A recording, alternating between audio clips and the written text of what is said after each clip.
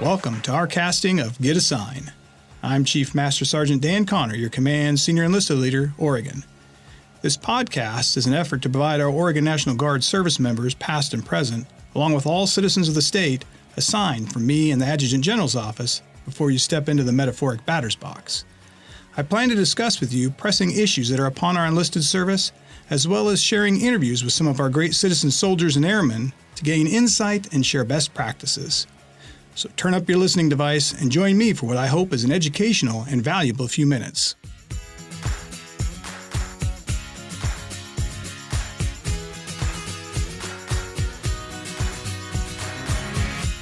Welcome to Episode 7. Today I'm going to share with you my leadership perspective as it relates to the environment we need to create as leaders. I've had the privilege to serve for the past 37 years, and those that have served with me have heard me say, take a look in the mirror and ask yourself, have I given my subordinates everything they need to be successful? Because as leaders, that's our job. Good news is, providing all things that lead to success isn't something you do alone as a leader, but it is something you conduct. It's incumbent upon us to create a work environment that encourages development and fosters innovative thinking. Start with getting to know your subordinates. It's no secret that if service members feel valued and cared for, they become more productive and resilient. A resilient and productive service member is in turn passionate about their career, cares about the success of their team, and therefore is more drawn to innovation. We must develop our service members for the future. This means we must foster innovative methods and techniques of training. We must find ways to equip our members with the best tools and facilities. Bottom line is we can't be okay with today's way of training and equipping our service members. We have near-peer competitors that have studied and understand our ways of doing business. They're putting all their efforts into finding and exploiting weaknesses in our stagnant processes. There are many articles written regarding innovation, from multiple types to how-to. Although most are specific to bottom-line-driven companies, some do focus on nonprofit and military organizations. I encourage you to read up.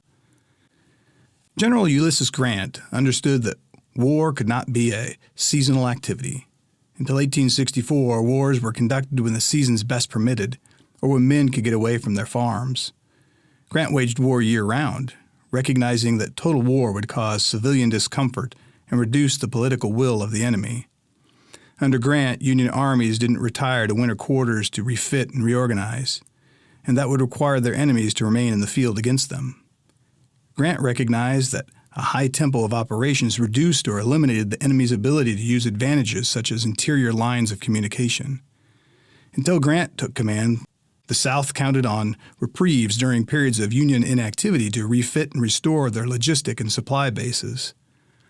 The South could use interior lines to move men to meet the current threat. Grant's operational tempo bankrupted Lee and other Southern generals of their supply and their morale, and their ability to concentrate against one army while delaying or holding against another.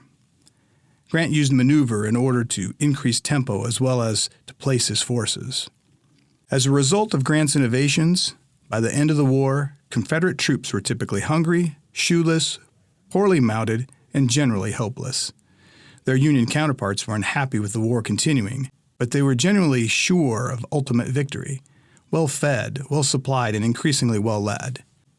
Grant can't be given credit for the Union supply lines or food preparation, but his activity, his understanding of the war in the field, his developed experience, and most of all, his innovative thinking forever changed the nature of war. I share this story to illustrate that the value of developed experience and innovation are not new concepts, but they are a new or refreshed priority for us.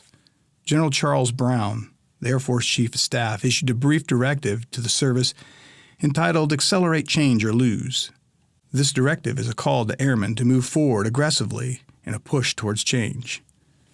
General James McConville, U.S. Army Chief of Staff, writes, the pace of change in the geopolitical and fiscal environments, rapid adversary adaptations, and accelerated technology capabilities demand more innovation at a faster rate to ensure the Army's ability to win in a complex world.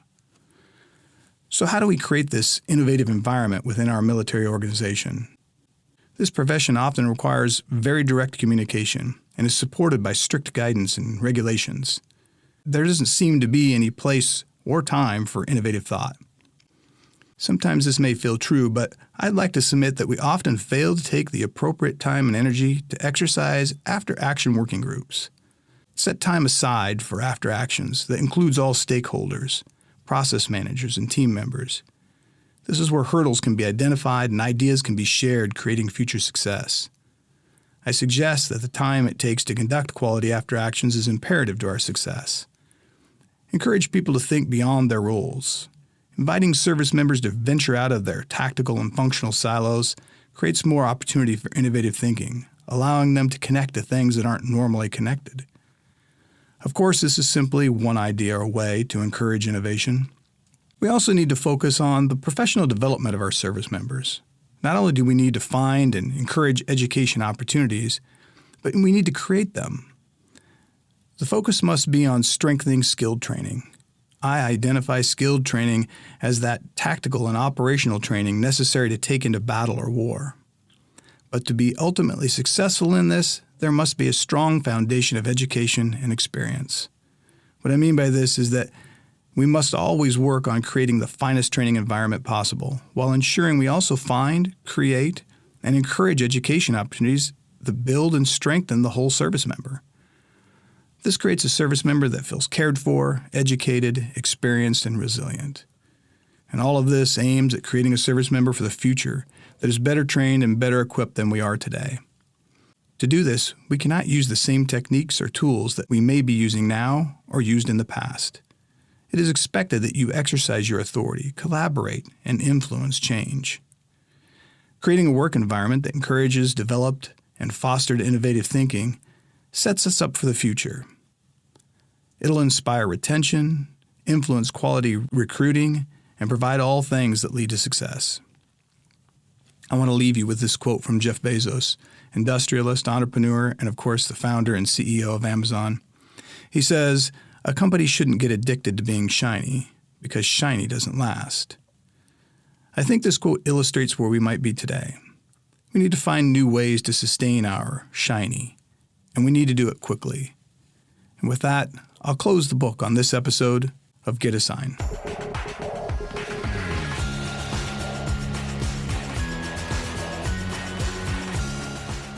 Innovation doesn't just come from senior leaders and CEOs. Team members at all levels can provide that next new idea. I encourage all of you listening to send your suggestions for topics on this podcast to me at daniel.connor@us.af.mil. In closing, I'd like to thank the Oregon National Guard Public Affairs Office and Sergeant First Class Holden for producing this podcast. Never forget, every soldier, every airman, a leader. This is Chief Connor signing off.